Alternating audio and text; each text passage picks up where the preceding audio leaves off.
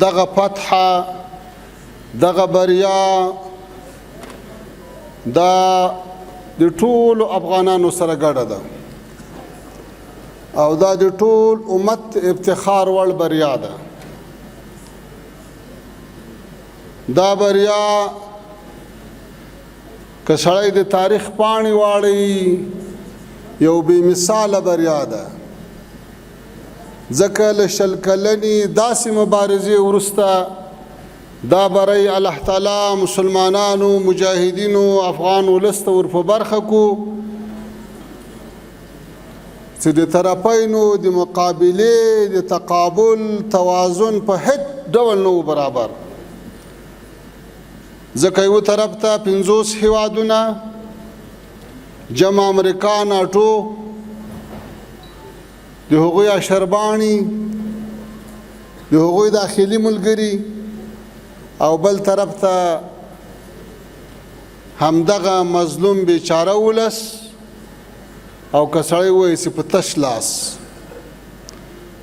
خو د قربانیو سرخندنو او مبارزې نتیجه وه چې الله تعالی دې نتیجې ته ورسولو چې نن افغانستان آزاد ده، خپلواک ده، سرشاره ده، امن ده او د اسلامي قانون نه او نظام نه او شریعت نه برخمن ده. څلوېښت هغه لوی لاسته راوړنې له تاسو سره شریکې کړم چې په تېرو 4 کلو کې لاسته راغلي دي. اول عمومي عفوه چې د صدر اسلام تاریخ یې تازه کړ. اسلامي امارت په دې ورځ د عفو له سیاست سره په افغانستان کې د بې ثباتۍ او انتقامي سیاست دوام ته د پای ټکی کېښود او د 4 لسیزو د جنګونو او دښمنیو په اور یې اوبه توی کړې او دا خونړی اور یې د ابد لپاره مړ کړ. دا داسې عفو وه چې دا اور یې مړ کړو او ټول ملت آرام سو، یو د بل ورونه سول. دوم د مقدس شریعت تطبیق په 4 ولایتونو او 400 ولسوالیو کې شرعي محاکم فعال سول. د ظلم او بې عدالتۍ مخه ونیول سوه. ښځو ته د میراث حق، محاکمو ته د لاسرسي حق، د نکاح حق ورکړل سو او په دښمنیو کې د ورکړې مخه ونیول شوه. شرعي قانون په داسې ډول نافذ شو چې په ټول هیواد کې هیڅ کوم زورور په کمزوري لاس نشي پورته کولی او نه هم د محکمې له حکم پرته څوک په بند کې ساتلی سي. هیڅوک نشي کولی، هیڅ داسې یو زورور نشته چې د محکمې له حکم پرته څوک په بند کې وساتي او یا د زور له لارې یو څوک بندي کړي او یا شخصي زندان جوړ کړي. دا هر څه له منځه تللي دي. دریم سرتاسري امنیت. 2021 کال د اګست له 15 نه وړاندې د ورځې له 200 تر 400 پورې هیوادوال شهیدانېدل، زخمیانېدل او په مقابل لوري کې مړه کېدل. خو نن الحمدلله د افغانستان له شماله تر جنوبه، له شرقه تر غربه داسې امنیت ده چې هر څوک که تجار وي، که دهقان وي، که بزګر وي، که مزدور وي، که سیاحي وي، که خارجي وي، که داخلي وي، هر طرف ته چې ځي، که شپه وي که ورځ وي، هیڅ نوع مشکل او ستونزه نه لري. څلورم د حکومت مرکزي واک ټینګښت او د تجزیې مخه نیول. په افغانستان کې ملوک الطوایفي وه، په افغانستان کې زورواکي وه، خو الحمدلله اوس د هغو ټولو مخه نیول سوې. هغه فکرونه له خاورو سره خاورو سو چې د افغانستان د تجزیې خوبونه یې لیدل. نن متحد افغانستان ده، یو موټی افغانستان ده او یو د بل ورونه افغانستان ده.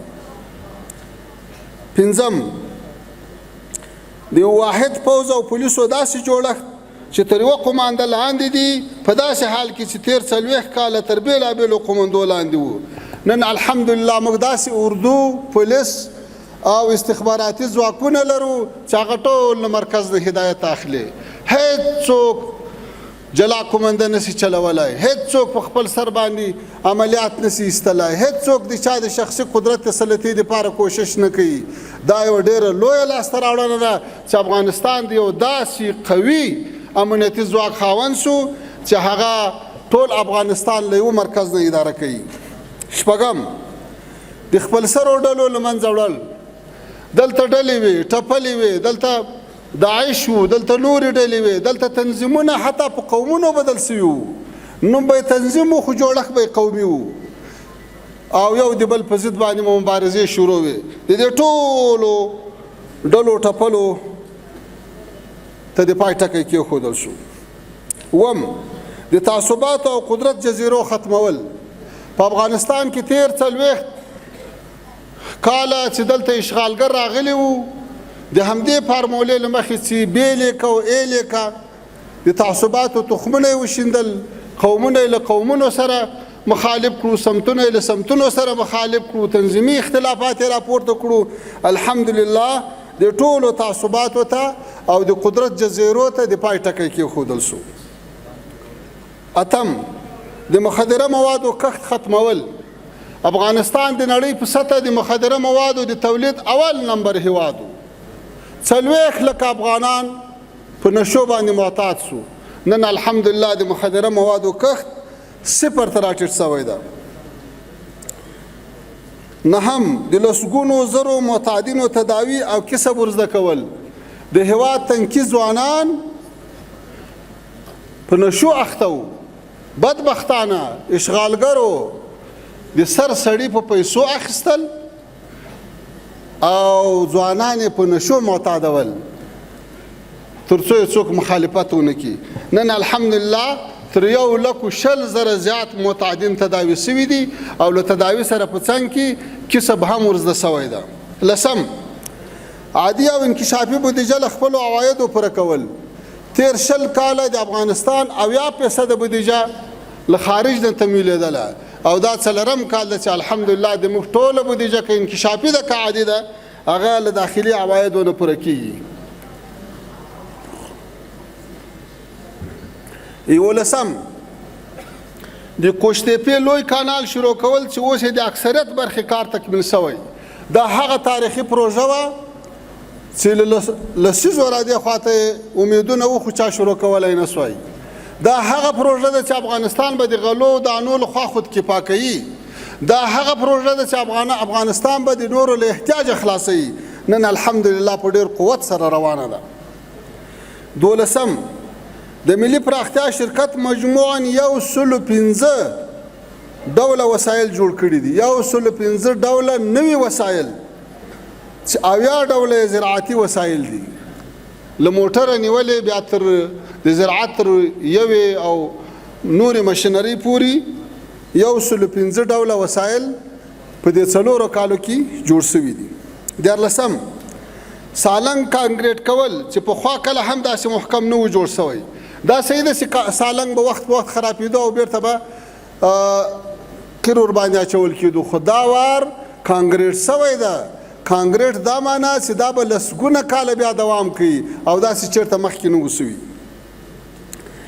14، د ټاپي هغه لویه پروژه چې له ترکمنستان نه به شروع کېږي، په افغانستان به تیریږي، پاکستان او هندوستان ته به غځېږي. 4 لسیزې په دې باندې کار شروع و، خبرې وې، کانفرنسونه وو، نقشې وې، سروې وې، خو عملي کار یې نه و. اوس الحمدلله په افغانستان کې د ننني عملي کار شروع شوی. 15 کیلومتره دا نن لیکه په افغانستان کې غځېدلې لوېدلې ده.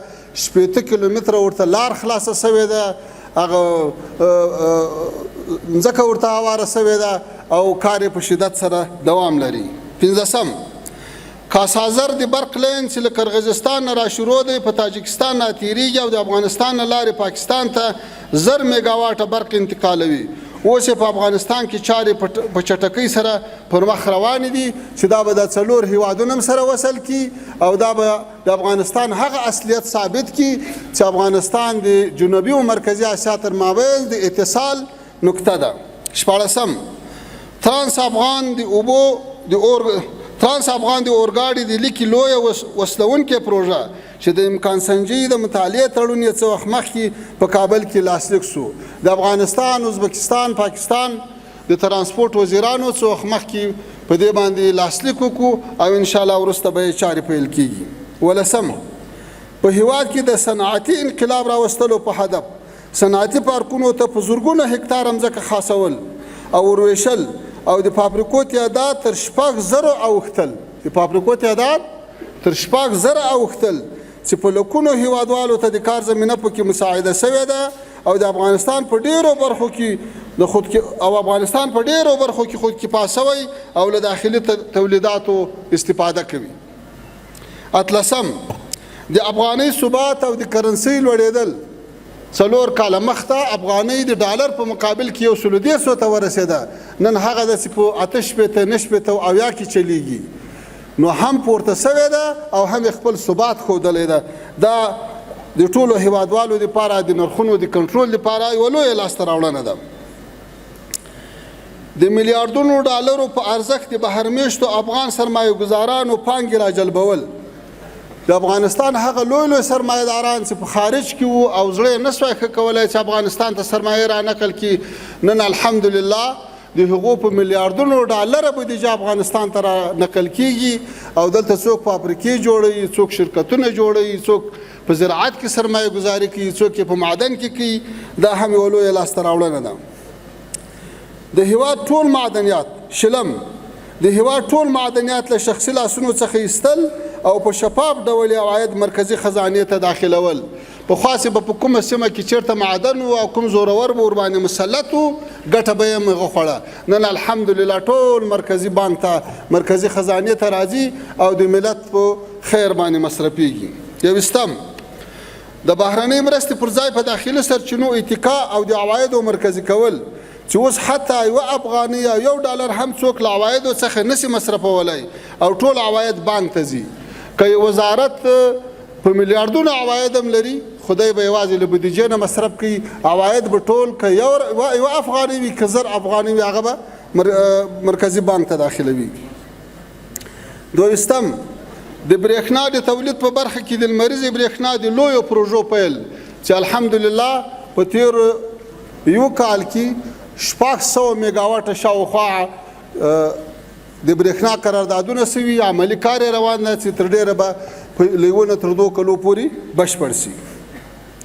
درویستم، د کابل ښار د سړکونو د پراختیا په برخه کې د کابل ښاروالۍ بېساري فعالیت چې الحمدلله هغه بند سړکونه خلاص کړو، نوي سړکونه جوړ کړو، لارې خلاص کړې، مسلمانانو ته سهولتونه جوړ کړو او کابل یې ښایسته کړو، روښانه کړو. څلورویشتم، کابل کندهار قریب 1500 کیلومتره سړک په مکمل ډول له بنیاده جوړول او پخول او د کابل غزنی دویم سړک چارې هم په چټکۍ سره روانې دي.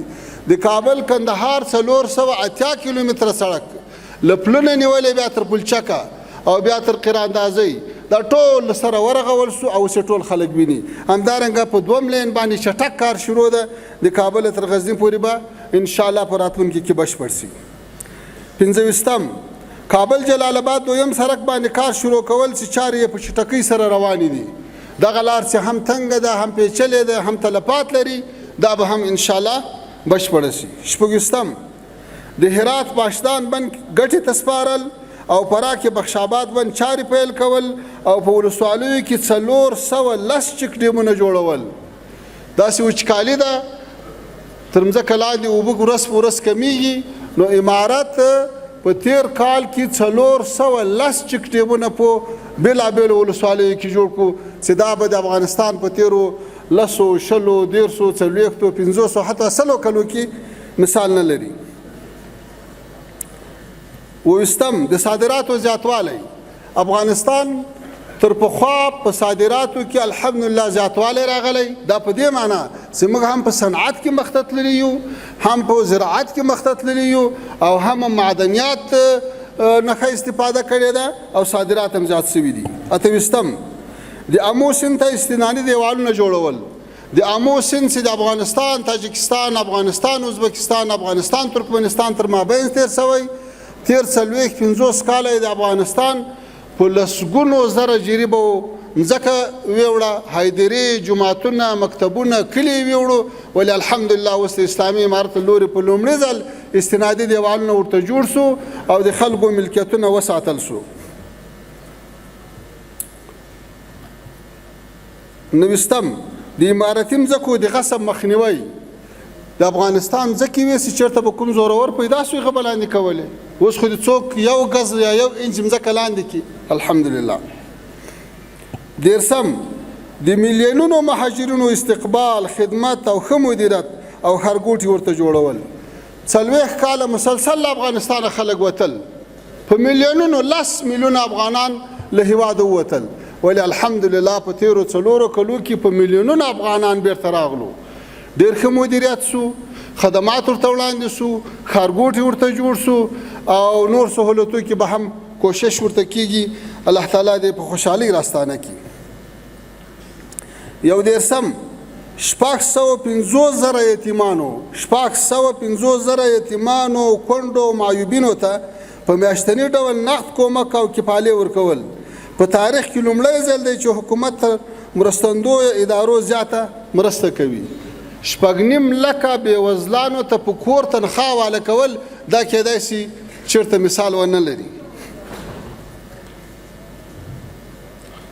2 په ښارونو کې د زرګونو سوالګرو راټولول او ماهانه مرسته ورته حواله کول. د موږ تاسې په ښارونو کې 2 ډوله سوالګر وو، یو کسبګر سوالګر وو او یو محتاج سوالګر وو چې د دې ټولو پلټنه وسوه. کسبګر له دې کاره بند سو او څوک چې محتاج وو هغو ته په کورو باندې کفالې او خرڅ حواله سو الحمدلله له هغه احتیاج خلاص سو. 3 په کابل کې د نړیوال اسلامي پوهنتون تاسیس او په بېلابېلو برخو کې د دکتورا په کچه د درسونو آغاز او د استادانو په حیث د بهرنیو پروفیسرانو متخصصینو جلب او استخدام. په لومړي ځل په کابل کې نړیوال پوهنتون جوړ سو. د دکتورا په سطح باندې زده کړې پیل شوې او ګڼ شمېر متخصصین پروفیسران له بېلابېلو هیوادونو را دعوت سو. هغوی ته امکانات معاشات برابر سو. نن الحمدلله موږ تاسې وینو چې هیوادوالم د لوړو زده کړو تشنګان او تږي په خپل هیواد کې دکتورا حاصلوي او دا ویاړ ور په برخه کیږي. 4 د سلګونو دیني مدارس او مکاتبو جوړول چې اوس زموږ د شاګردانو تعداد تر 10 میلیونه اوړي چې 2.8 میلیونه نجونې دي. 10 میلیونه شاګردان او د هغوی دپاره وسایل برابرول دا لویه لاسته راوړنه ده. 15 په ملکي او امنیتي دفاترو تاسیساتو او لویو لارو کې په سلګونو مساجد جوړول. متاسفانه چې د جنګو له امله یا د چارواکو د غفلت له امله په ښارونو او لویو لارو کې د مساجدو ډېر کمی وو چې اوس الحمدلله په سلګونو جوړ سوي دي او جوړېدل دوام لري. 6 د رشوت اختلاس او اداري فساد ګراف راټیټول. ورونو یوه نمونه به زه درته وایم د موږ په زرګونو ملګري به په باګرامو پولیسچرخي او نورو زندانو کې بند وو او اکثره به یې په کورو چاپېوالې وي. یو به مجاهد وو او د کورنۍ 15-10 کسه به یې د کلي نورو سره راوړي وو. دا هر کس چې به بیرته خلاصېدو دی به خپل کور و باغ و پټی و جایداد ورته خرڅاوه. 15,000 او 10,000 او 20,000 او 10,000 ډالر به رشوت ورکاوه بیا به خلاصېدل. دا یو لوی کاروبار شروع شوی و. داسې په هره برخه کې نن الحمدلله د رشوت او د هغه اختلاس دوران پای ته رسېدلی. 10 د هېواد د ځمکنۍ بشپړتیا حفاظت کول. په داسې حال کې چې موږ تاسې به خبرېدلو چې له یوې بلې خوا به د افغانستان طرف ته نور هېوادونه رانږدې کېدل. په تېر 4 کاله کې 1 انچ 1 ګز 1 جرې مځکه څوک نشي ثابتولی چې د افغانستان خاوره د چا لاندې کړي. 8 د زرګونو قومي دښمنیو حل کول چې ځینو یې لسګونه کاله سابقه درلوده او زیات مړي به یې سره کړي وو. په افغانستان کې متاسفانه بیا خصوصا د جګړو په کلونو کې په سلګونو نه په زرګونو شخصي دښمنۍ وي، قومي دښمنۍ وي، تنظیمي دښمنۍ وي چې نن الحمدلله 4 کاله کې په زرګونو جوړې وسوې. قومونه سره غاړه تر غاړه سو، ولسونه سره غاړه تر غاړه سو، تربرونه سره غاړه تر غاړه سو او اوس د خوشحالۍ ژوند کوي. دا هم یوه لویه لاسته راوړنه ده. 9 په پریکړو کې استقلالیت د افغانستان اسلامي امارت چې هره پریکړه کړې او کوي په هغو کې مستقل ده، د هیڅ چا لحاظ نه کوي، یوازې اسلام مقدس دین په نظر کې نیسي، د خپل هیواد منافع په نظر کې نیسي او د خپل ولس ګټو ته پام کوي او مستقلانه پریکړې کوي. الحمدلله. او آخري خبره 40مه خبره دا ده چې له ټولو هیوادونو سره د متوازن سیاست په چوکاټ کې خپل اړیکې تنظیمول او د ډیپلوماټیک پرمختګ. ورونو تاسو به په یاد وي خصوصا د مشرانو چې په افغانستان کې به هر حکومت راغی هغه به د شرق تابع ول غرب سره په جنگ وي، د غرب تابع ول شرق سره په جنگ، د سیمې له یو هیواد سره به اړیکې ښې وي، بل سره به دښمني وه. اوس الحمدلله د اسلامي امارت د متوازن سیاست له برکته زموږ د ټولې نړۍ سره مثبت اړیکې دي، د سیمې له هیوادونو سره فوق العاده اړیکې دي، اقتصادي اړیکې دي، سیاسي اړیکې دي. د نړۍ په بېلابېلو هیوادونو کې 41 فعاله سفارتونه او کونسلګرۍ لرو او د تجارت سلسله ورځ په ورځ پراخیږي او مختلفو سیمو ته غځېږي. دا زموږ د هغه متوازن سیاست په دې معنی چې له دې وروسته به موږ د یوه هیواد لپاره له بل هیواد سره دښمني نه کوو. له دې وروسته به افغانستان د منفي رقابتونو او د لویو قدرتونو د منفي سیالیو ډګر نه وي. افغانستان به د اتصال، د اقتصاد او د وصل ډګر وي او په دې کې الحمدلله تر اوسه پورې ښه کامیابه سوي یو. الله تعالی هم د نوره کامیابي هم را په برخه کې نړۍ ته هم دا وایو چې که د موږ له ګاونډیو هیوادو سره اړیکې ښې دي، که د سیمې له هیوادو سره اړیکې ښې دي، دا په دې معنا نه ده چې موږ له نورو هیوادو سره او له غربي هیوادو سره مثبت اړیکې نه غواړو. نه، زموږ سیاست متوازن سیاست ده، پالیسي مو همدغه پالیسي ده، متوازن اړیکې، ښه روابط له ټولو سره غواړو، اقتصادي روابط غواړو، سیاسي روابط غواړو، راشه درشه غواړو. داسې څوک نه رامخته کېږي، دا په هغو پورې اړه لري. خو الحمدلله اوس تاسو به خبرېږئ چې ځینو اروپایي هیوادو ته هم زموږ ډیپلوماتان تللي دي او دا سلسله به نور هم دوام کوي. خو هغه څوک چې له هیواده بهر دي او په بهرنیانو پورې هیله تړلي دي باید له اوهامو او خیالاتو راووځي او خپل وطن ته راسي. اوس افغانستان په رښتینې ډول د ټولو افغانانو ګډ کور ده. تر ټولو مهمه خبره دا ده چې نن افغانستان د افغانانو کور ده، نن افغانستان د چارواکو کور نه ده. پخوا افغانستان د چارواکو کور و، په دې معنی چې د هغه ګوند، د هغه ډلې، د هغه برسر اقتداره خلکو ما سوا بل چا دلته شپه نسوای تېرولی. هغه په افغانستان کې آزاد دي، خپل کور ته، خپل کلي ته، خپل پټي ته، خپل کاروبار ته، خپل تجارت ته په ازادۍ ځي او راځي. چې اوس تاسو وینئ چې حتی اکثره هغه خلک چې په 13 کلنه دوره کې وظیفې وي او تللي و له هیواده، اوس دا په ډلو ډلو راستنېږي چې د همدې بیروبار په نتیجه کې تاسو وینئ چې څو شرکتونه د طیارو افغانستان ته پروازونه کوي او ټول ډک را روان دي. د افغانستان د جایدادونو قیمتونه لوړ شو په لویو ښارو کې، په وړو ښارو کې. دا د دې څرګندوی ده چې افغانانو ته اطمینان حاصل شوی ده، ټولو خپل کور ته د خپل کور په سترګه کتلي دي. نو الله تعالی دې وکړي چې آینده کې هم دغسې یو بل ته لاس سره ورکړو او دا وطن جوړ کړو.